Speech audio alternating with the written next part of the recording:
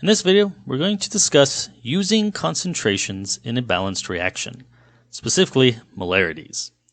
So in our case, we're going to start with two bottles. We can pull them off the shelf. They are 1.5 molar sodium chloride and a bottle of 0.945 molar silver nitrate. We're going to mix these to make 0.4 grams of silver chloride. Question here is, how much of each bottle do I need?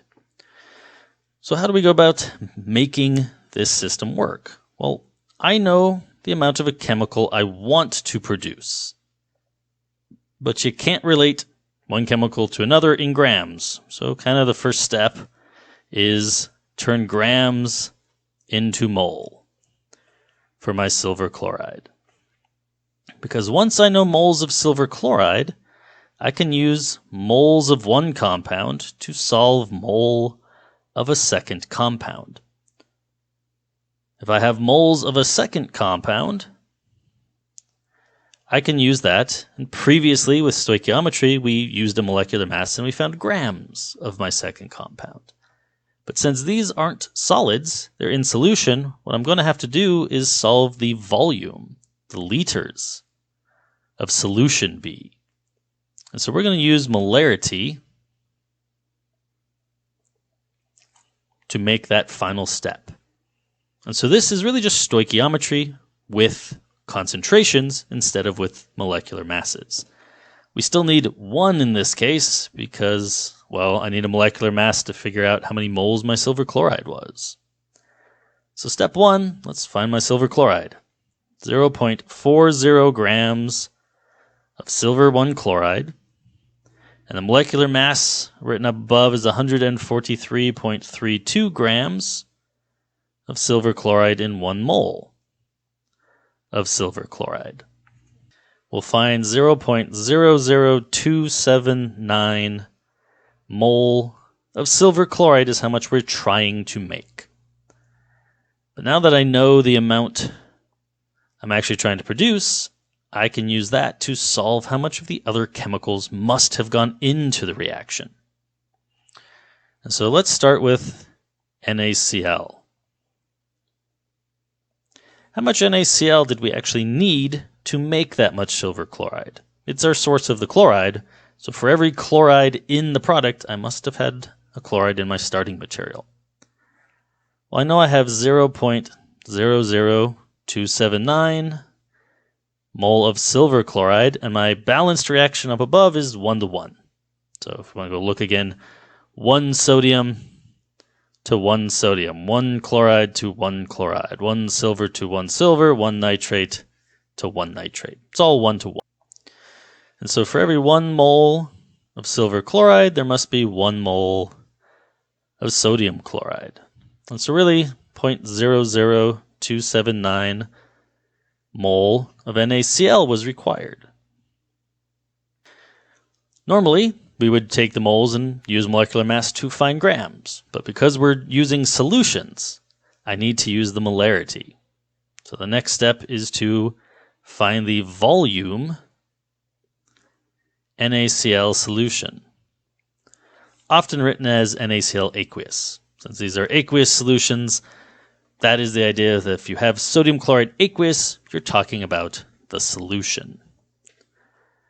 And so if 0.00279 moles of NaCl is what we need, I need a ratio of moles to volume. I need to say, well, how many moles in what liter? I need this so I can convert from moles of my compound into volume that would contain it. Well, where do we have a mole to volume ratio for the solution? The molarity. This ratio, to go from moles of a chemical to volume, this is your molarity. So there is 1.5 moles in 1 liter of my NaCl solutions.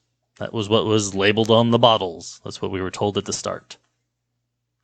When we take 0.00279 and divide by 1.5, we find 0.00186 liters or 1.86 milliliters. And so we don't need a lot, but We weren't trying to make a very large weight of our product either, so we don't need a very large volume of this sodium chloride solution. Well, if we're going to do that for the silver nitrate, we go back to the moles of silver chloride. And so let's find silver nitrate required.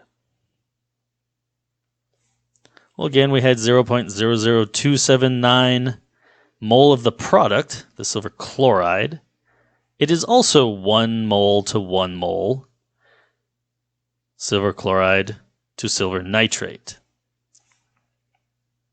And so we need the same moles. 0.0279 mole of silver nitrate must have gone in to make our product. Well, if I have the moles of starting material, I can find the volume of the silver nitrate solution. What volume would have given me that many moles? 0.00279 mole of my silver nitrate, except the molarity for silver nitrate was 0.945. So if I want to get out of mole, is 0.945 moles of my silver nitrate for every 1 liters of the silver nitrate solution. So 0.00279 divided by 0.945. 0.00295 liters of silver nitrate solution, which if we want in milliliters, times by 1,000, 2.95 milliliters. And if we go back and look at sig figs, 2 sig figs from our starting mass of our product, and so 2 sig figs in each of our answers. 1.9 milliliters for my sodium chloride and 3.0 milliliters for my silver nitrate.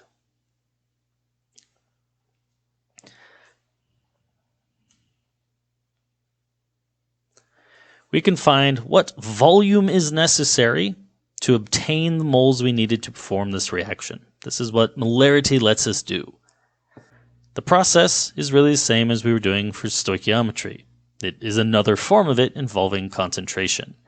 You have some starting amount of A, and whether that's a molecular mass or a molarity, you find the moles of compound A. Once I have moles of A, I can use a balanced reaction to find moles of any other chemical in the reaction.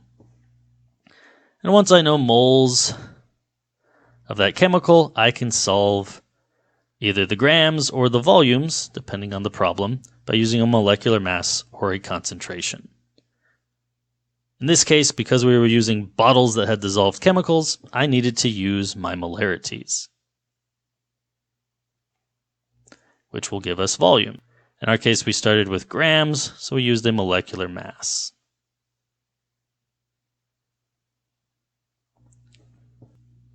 Process is always generally the same for stoichiometry. We're simply introducing a new ratio that instead of molecular mass, which you can get off the periodic table, it might be a concentration that you are given or asked to solve that's unique for every bottle. And so working with solids is great because you always know what the ratio is. It's the molecular mass. Working with a solution, you have to know the molarity each time. But it is far often easier to work with the concentration.